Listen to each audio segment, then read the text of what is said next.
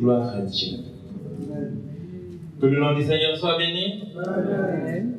Merci pour votre présence. Nous vous saluons et nous bénissons dans le nom du Seigneur Jésus. Nous allons continuer dans la réflexion qui est la nôtre dans cette année.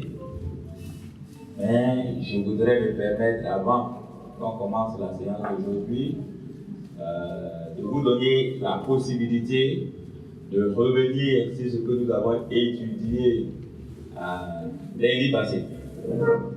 Poser des questions s'il y en a.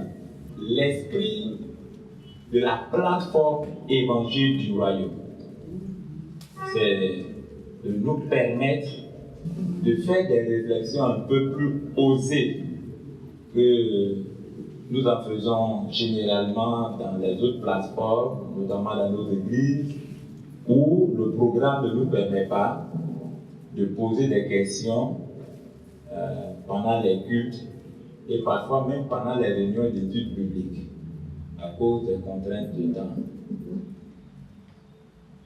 Vous avez la possibilité ici de poser des questions, de vous exprimer. Nous souhaitons cela parce que nous croyons que ce que nous recherchons viendra de cette liberté d'expression et de cette liberté de penser. Je suis un peu embêté du fait que l'habitude de ne pas poser des questions paralyse beaucoup de personnes. Parce qu'on n'a pas l'habitude de poser des questions à l'église, même ici quand on donne la possibilité de poser des questions, beaucoup ne réagissent pas. Donc il faut réagir parce que c'est notre volonté de réfléchir profondément sur des choses, parce que nous avons le devoir de les appliquer après. Or, pour appliquer, il faut bien comprendre. Vous avez la plateforme pour réagir, pour agir, pour poser des questions. Sur la séance passée, nous sommes en train de réfléchir sur le thème les 10 commandements appliqués à la vie professionnelle. Et nous sommes à notre 3e séance. Dans la première séance, nous avons fait ce que nous avons appelé la préparation à l'introduction générale. Parce que le thème est inhabituel généralement dans nos milieux. Nous avons expliqué les intentions lointaines qui nous ont amenés à aborder ce thème. J'ai donné moi-même mon témoignage en ce qui concerne l'action de la parole de Dieu dans ma vie professionnelle et dans ma vie de leader. Pour arriver à expliquer en général que je constate que les Juifs, qui sont les premiers destinataires de la Bible, ont un Dieu qui agit dans leur quotidien. Je suis allé en Israël, j'ai vu comment ils ont fait refleurir le désert au nom de Dieu. Et je suis en Côte d'Ivoire, dans la forêt, je vois comment on meurt de faim dans la forêt au nom de Dieu. J'ai trouvé que cela était anormal. Comment le même Dieu fait refleurir le désert avec certains, et puis d'autres meurent de faim avec le même enseignement. J'ai poussé la réflexion pour savoir qu'est-ce qui n'allait pas, et j'ai trouvé que c'est notre attitude à l'égard de la parole de Dieu qui changeait.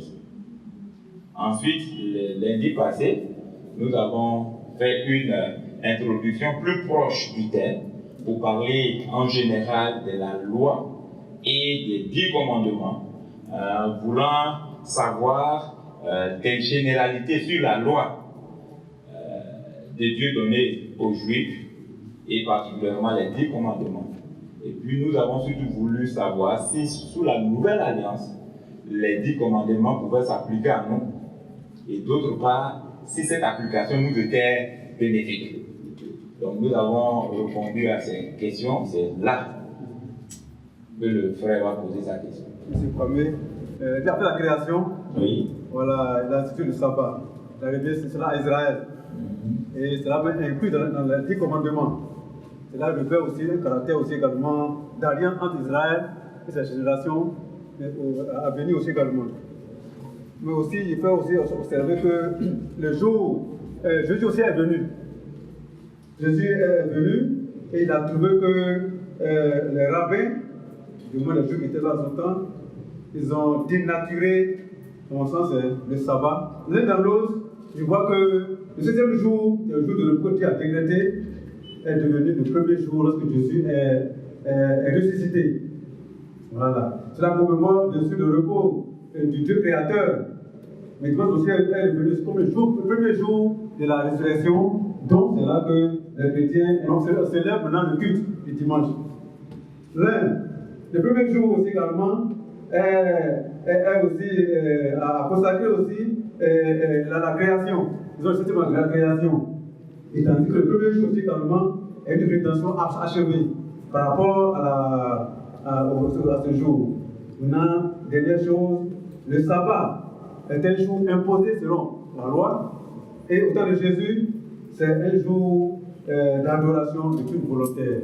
Je voudrais par rapport à ça, par rapport à votre réaction, par rapport à ces deux.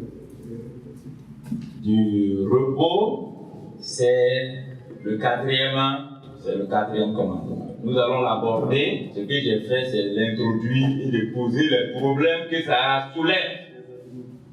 Donc nous allons être patients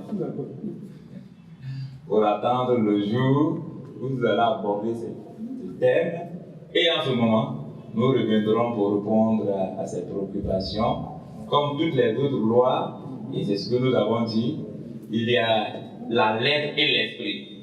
La lettre de la loi a changé avec Jésus-Christ, mais l'esprit de la loi demeure.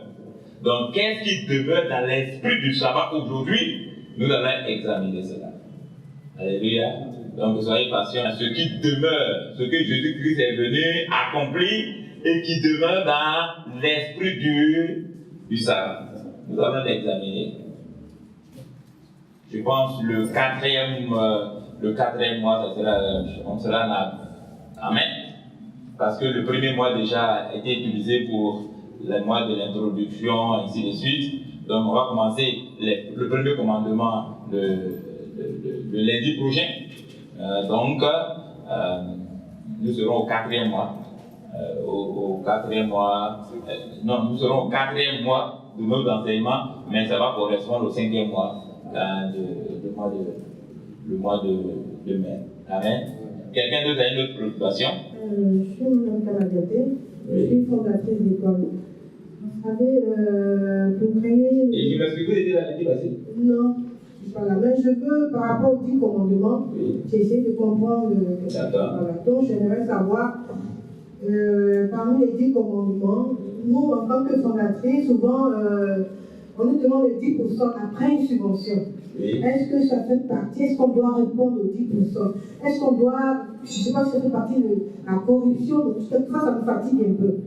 On lutte pour créer nos écoles et on nous demande les 10% après. Si tu ne donnes pas les 10%, tu risques de ne pas avoir la subvention. Donc c'est juste ma préoccupation. On va expliquer ça dans le quatrième des commandements. La question qu'elle vient de poser intervient dans lequel des commandements que nous allons étudier. Aidez-moi s'il vous plaît, puis oh, c'est net. Est-ce que ce n'est pas le 10e commandement? Non, c'est point. Non, ça pourrait, mais ce n'est pas le 10e commandement. Le 10e. Ah, c'est pas. C'est là.